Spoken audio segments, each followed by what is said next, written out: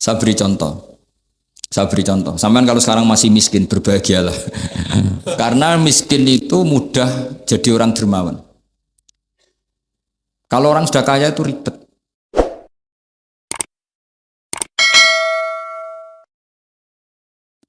Sehingga zaman Nabi siapa saja itu, ya mungkin orang kaya apa dulu, Khalid bin Walid. Perang Uhud kalah, itu panglimanya orang kafir zaman itu siapa? Khalid bin Walid. Dan dia melakukan pembunuhan masif zaman itu. Tapi dia dikasih tobat. Namanya Khalid bin Walid. Tapi Sa'labah yang tukang di masjid kadang berakhir seperti itu. Ya sudah, akhirnya kita mau tidak mau ya sudah introspeksi.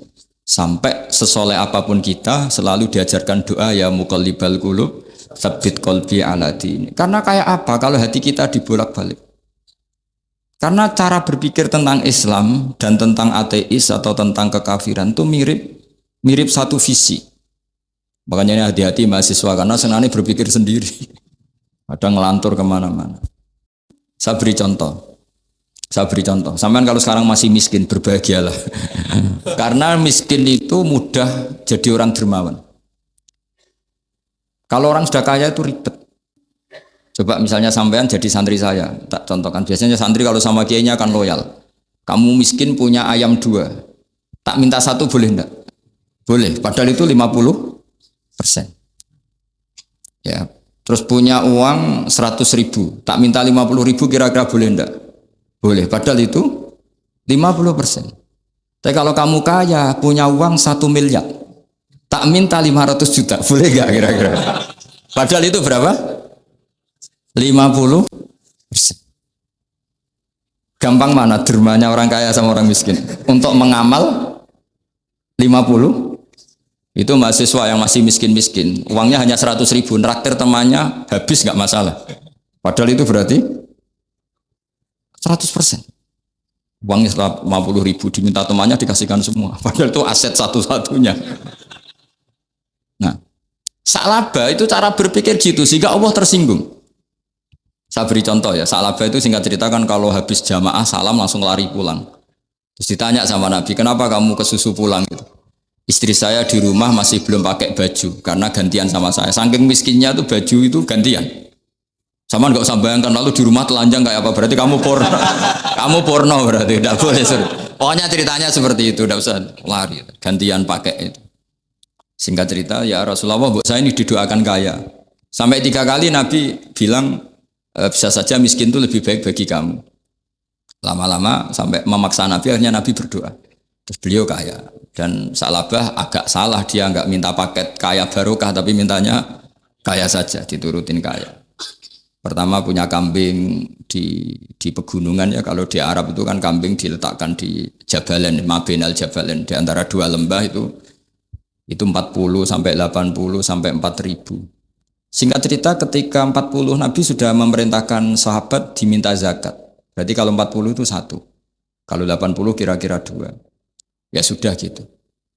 Sebetulnya ketika 40 kalong 1 terkurangi 1 zakat itu kan ringan karena masih 39. Ya kayak tadi kamu punya uang 1 juta.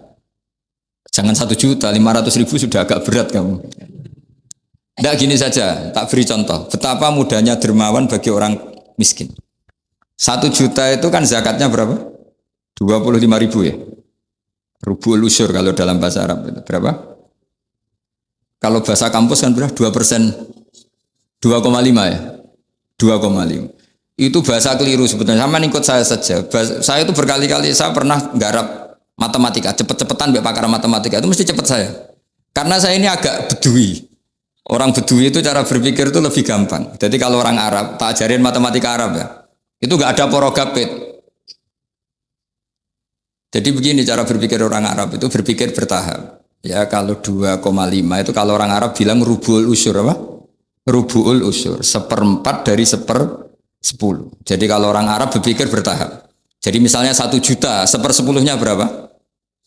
100.000. Terus 1/4-nya berapa? 25.000. Jadi disebut rubul usyur, 1/4 dari 1/10. Jadi 1 miliar, cari 1/10-nya dulu, 100 juta. Terus 1/4-nya. Sehingga nggak usah porogapit ruwet. Jadi orang Arab kalau bilang 1/10 sama 1/20 itu tidak bisa. Karena nanti dadak poro gabet. Orang Arab bilang al-usyur atau nisful usyur. Misalnya zakatnya apa itu zuruk, berarti 100, 1/10-nya berapa? 10. Terus orang Arab kalau misalnya pertanian kamu biayai zakatnya 1/20. Orang Arab bilang bukan 1/20, nisful usyur. Berarti berapa? 100 usurnya 10. Separuhnya 1/10. Berarti 5. Lah 5 ini bahasa kamu apa? 1/20. Ya. Bahasa orang kampus 5 kan 1/20. Kalau 10 1/10. Kalau orang Arab bilang apa? Usyur atau nisful. Kan gampang gitu. Ya saya ulang lagi ya. Berarti kalau 1/10-nya 1 juta, usurnya berapa? 100. Nisful usur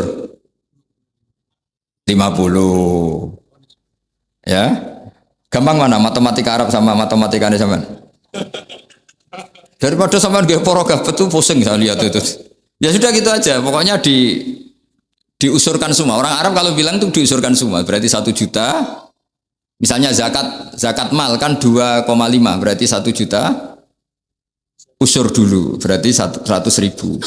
Lah zakatnya itu rubul usur 1/4 dari 1/10. Ya di 1/10 dulu berarti 100. Habis itu rubul usur 1/4 dari 1/10 berarti. Jadi gampang saja 1 juta. Tulis saja langsung 100.000 usur terus 1/4-nya 25. Gampang mana? Gampang lagi pakai kalkulator. Nah, sekarang begini. Kira-kira kalau kamu punya uang 1 juta diminta zakat 25.000 enteng enggak? Enteng. Biasa kan kita punya uang 1 juta naktir teman sampai habis 100.000 200 enteng. Tapi kalau sudah 10 juta 10 juta berarti rubul usurnya berapa? 250. Kalau 1 miliar 25 juta. Wah itu sudah pikiran kamu kan bikin toko baru, bikin konter baru. Nah kalau 100 miliar berapa? 200. Nah, Sa'labah ini ketika dimintai zakat ketika 40 enggak, masih kambing 40 enggak mau, 80 enggak mau, sampai hampir 4.000. Kalau 4.000 misalnya digawe rata-rata 51 aja digawe bulat ya. Berapa sebenarnya? Per 1.000 kan 20. Ya kan? Per 1.000 kambing kalau dipakai 50 saja per 1.000 kambing berapa?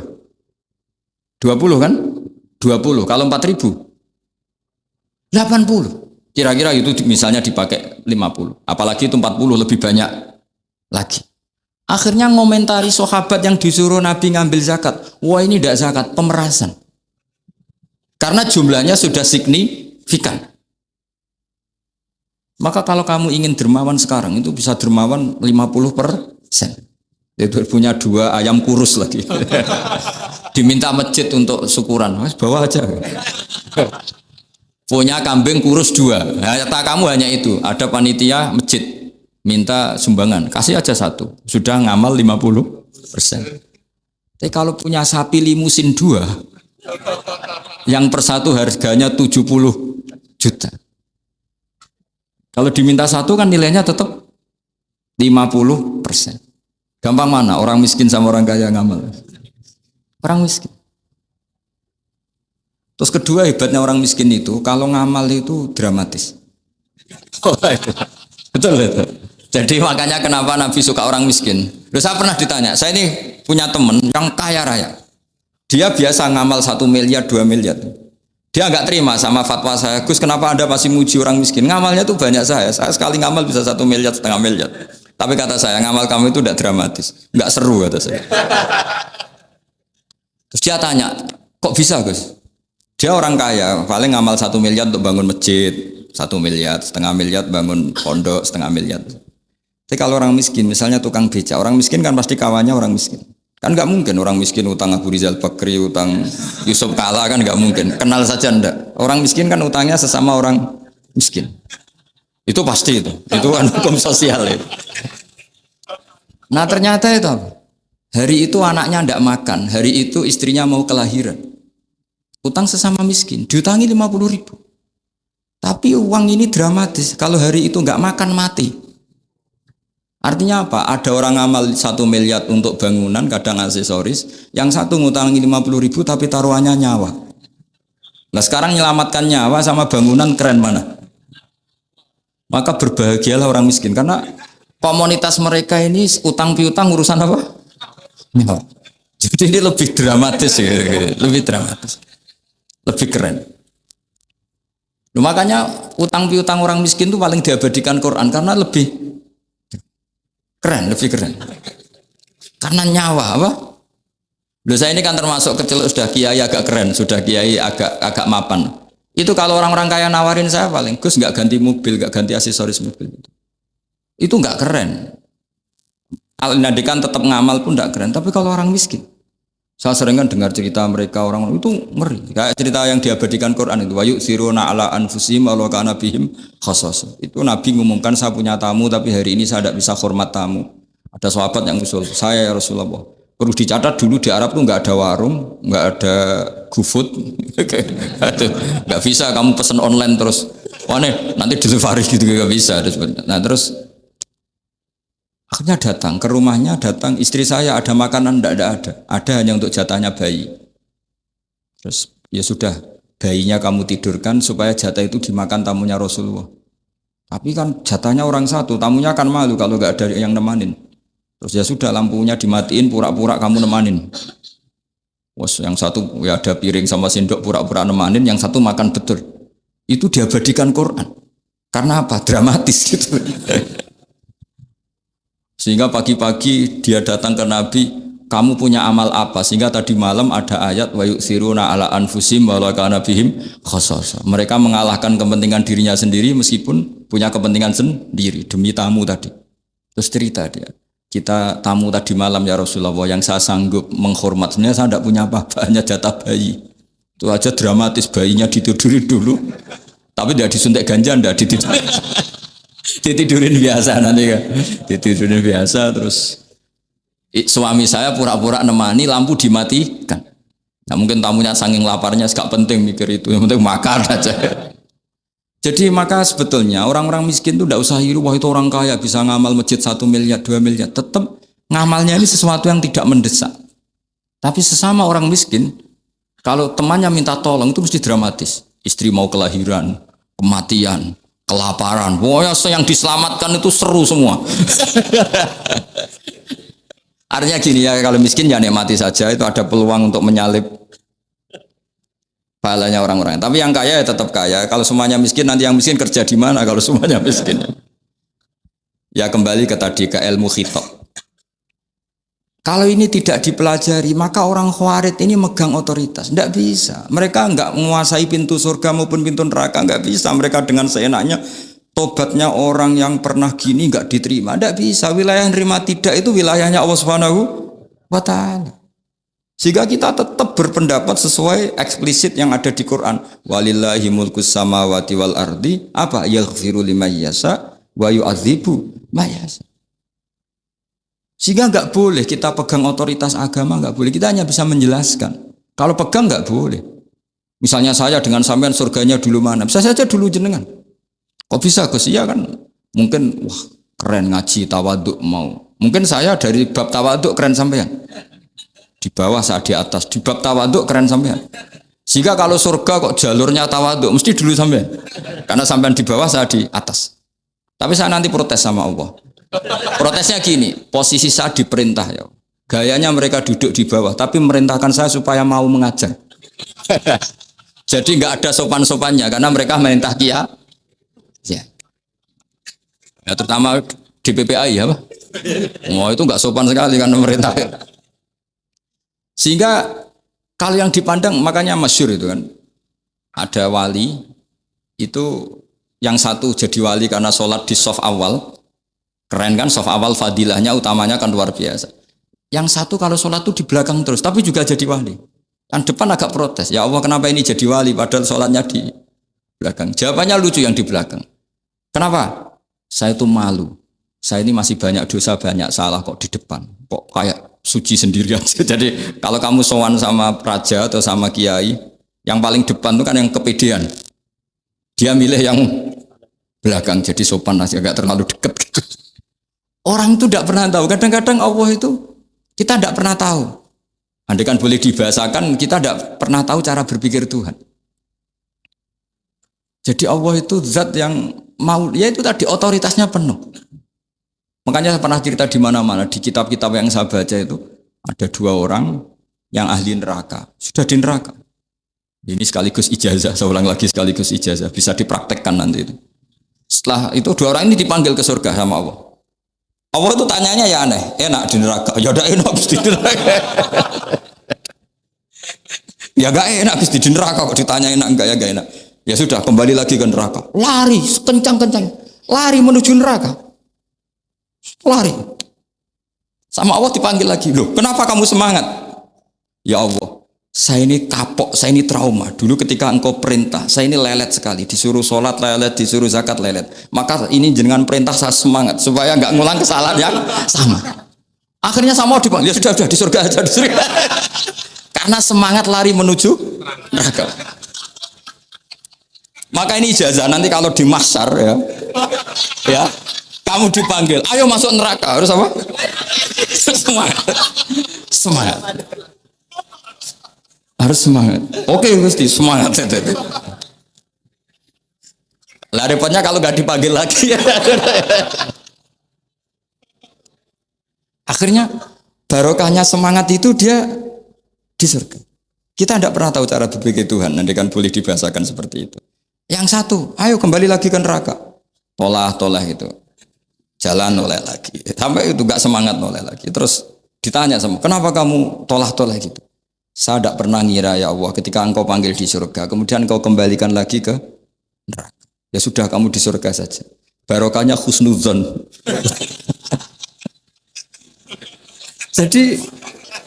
Jadi Tuhan itu unik. Makanya dalam tradisi ulama itu ad-dinu ar-riwayah, agama itu riwayat. Sebagian diredaksikan inna hadzal ilma dinun fanzuru amman ta'khuduna dinakum. Agama ini, ilmu ini agama, maka lihat riwayatnya. Karena kita tidak pernah tahu cara berpikir Tuhan. Kita harus mengikuti riwayat yang diutarakan Rasulullah SAW. Karena kita tidak pernah tahu. Kayak tadi ada orang diinjek, kita mesti kan terprovokasi ingin bela yang sujud menyalahkan yang injek. Tapi ketika yang sujud mencatut nama Tuhan, Allah tidak akan memaafkan kamu. Itu Tuhan tersinggung karena sifatnya direduksi satu, diambil satu, disembunyikan satu. Loh, ada kan dia begini mungkin malah Allah maklumi. Saya tidak akan maafkan kamu. Enggak apa-apa Allah, kan saya. Kan tidak mencatut namanya Allah. Selama hidup saya tidak akan maafkan kamu. Allah enggak akan tersinggung. Karena dia sebagai manusia tentu punya dendam, punya rasa mangkel, punya emosi. Tapi kalau ketika bilang Allah tidak akan maafkan kamu, berarti dia mencatut statusnya Allah. Dan Allah disifatkan hanya satu dari sifatnya Allah, yaitu hanya sifat menyiksa. Padahal Allah punya sifat memaafkan. Ini hati-hati bagi orang-orang soleh, orang-orang yang terlalu berpikir keras dalam Islam, nggak boleh seperti itu. Masyhur itu kan, ada satu perkampungan yang sering secara masif terstruktural mau menghabisi Nabi. Yaitu namanya kampung Usoyyah, Ro'lan sama Zakwan. 3 kampung ini sering koalisi mau menghabisi Nabi. Sampai Nabi sering kunut nazilah, Allahumma an Ro'lan wa Zakwan wa Usoyyat asad Allah wa Rasulah. Sering dipasutkan gitu. Tapi Allah malah menurunkan wahyu, Muhammad, kamu tidak boleh intervensi saya seperti itu. Bisa saja mereka dapat hidayah. Semenjak itu Nabi meninggalkan kunut nazilah. Terus dan sebagian ulama mengatakan itu awal diturunkannya ayat laisalaka minal amri syai'un au yatuba alaihim au yu'adzibah. Jadi ini sekaligus lagi-lagi ini bab khitab. Jadi ya seperti kita punya, makanya orang itu tetap donga ya muqallibal qulub sabit qalbi ala dini, karena otoritas itu bagi yang punya. Maka kata malik, kata pemilik itu kunci dalam ilmu tauhid atau ilmu tafsir atau ilmu apa saja. Misalnya gini, sampai saya punya rumah. Saya punya rumah yang ruangan depan itu ruang tamu, tentu dapat perlakuan khusus. Sering steril, sering bersih, bahkan dihias pakai bunga, pakai macam-macam. Ruangan tengah biasa, ruangan belakang buat buangan sampah, buat WC, buat macam-macam. Sah apa enggak? Sah. Kenapa? Karena saya pemiliknya. Apa? Karena saya. Tapi kira-kira yang sedang di ruang tamu, tanah yang sedang di ruang tamu yang dimanjakan juga enggak boleh kumo luhur. Bisa saja suatu saat saya rubah pikiran, rumah saya tak balik dari menghadap utara ke selatan. Yang dulu WC jadi ruang tamu, yang ruang tamu jadi WC. Langsung perlakuannya rubah 180 apa derajat, 360 derajat. Nah itu yang di sini nih, kenapa orang soleh pun tetap takut sama Allah, karena Allah itu yaf'alu ma yasha, bisa melakukan apa saja. Sehingga tradisinya ulama ketika zaman ini sudah rusak seperti ini, ulama-ulama tidak ada yang khawatir, karena Allah mensifati dirinya Al-Hadi sebagai zat penunjuk. Coba kita sudah tidak ditungguin nabi, nggak ditungguin wali, nggak ditungguin orang-orang soleh dulu, tapi agama itu ya jalan sampai sekarang. Ada orang ngaji, ada orang sholat, ada orang zakat. Andaikan agama itu diserahkan manusia, sudah kita tidak bisa mempertahankan agama ini di zaman seperti ini. Tapi karena Allah itu Al-Hadi, zat yang memberi petunjuk, dan sifat Allah Ta'ala pasti tata'atsaru bi khalqih, pasti ada akibatnya di makhluk. Seperti Allah mensifati dirinya Ar-Razzaq, yang memberi rizki. Buat zaman buyut-buyut perang dijajah Belanda ya tetap makan, ya tetap kawin. Kadang istrinya banyak padahal zaman jajan Belanda. Kita enggak dijajah aja susah. Dulu itu babah kamu istrinya 1 atau 2, buyut-buyut kamu banyak yang 2 padahal miskin. Karena Allah mensifati dirinya Ar-Razzaq. Mbok keadaan kayak apa orang tetap dapat rizki. Begitu juga Allah mensifati dirinya Al-Hadi.